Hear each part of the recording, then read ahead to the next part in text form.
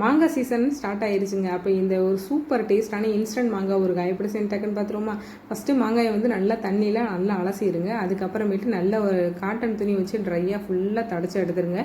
கொஞ்சம் கூட ஈரமே இருக்கக்கூடாதுங்க. இப்போ அதை வந்துட்டு நல்லா குட்டி குட்டியாக கட் பண்ணிக்கலாம். முன்ன பின்னாடி கட் பண்ணி போட்டுட்டு அதோட எந்த அளவுக்கு நல்லா சின்ன சின்னதாக கட் பண்ண முடியுமோ அந்த அளவுக்கு நல்லா சின்ன சின்னதாக கட் பண்ணிடுங்க. கட் பண்ணிவிட்டு இது வந்து ஒரு பாத்திரத்துக்கு மாற்றிக்கலாம். உள்ளே இருக்கிற இந்த விதை அதுக்கு மேலே ஒரு தோல் மாதிரிலாம் வரும், அதையுமே கட் பண்ணி எடுத்துருங்க. இப்போ இதில் வந்துட்டு உப்பு சேர்த்துக்கலாம். நான் வந்துட்டு 1 டேபிள் ஸ்பூன் உப்பு சேர்த்துருக்கேன். உப்பு சேர்த்து நல்லா கலந்து விட்டு தனியாக எடுத்து வச்சுருங்க. இப்போ அடுப்பை பற்ற வச்சுட்டு நல்லெண்ணெய் சேர்த்துட்டு எண்ணெய் நல்லா காஞ்சதுக்கப்புறமேட்டு கடுகு உளுந்த பருப்பு போட்டு நல்லா பொரிஞ்சதுக்கப்புறமேட்டு கருவேப்பிலை சேர்த்துக்கோங்க. கருவேப்பிலை சேர்த்து நல்லா பொரிஞ்சதுக்கப்புறமேட்டு அடுப்பை ஆஃப் பண்ணிவிட்டு மிளகாத்தூள் சேர்த்துக்கோங்க. மிளகாத்தூளும் அதோட நான் வந்துட்டு 1 ஸ்பூன் போல் காஷ்மீரி மிளகாத்தூள் கலருக்காண்டி மட்டும் சேர்த்துருக்கேன்.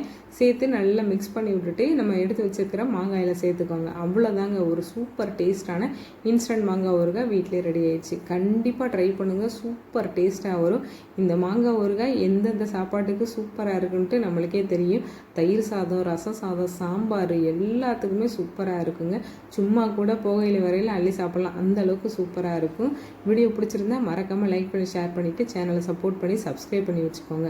அப்போனா தான் இதே மாதிரி வீடியோஸ்லாம் உடனே உங்களுக்கு நோட்டிஃபிகேஷனில் வரும். கண்டிப்பாக ட்ரை பண்ணிவிட்டு எப்படி இருந்துச்சுன்னா மறக்காமல் கமெண்ட்டில் சொல்லுங்கள்.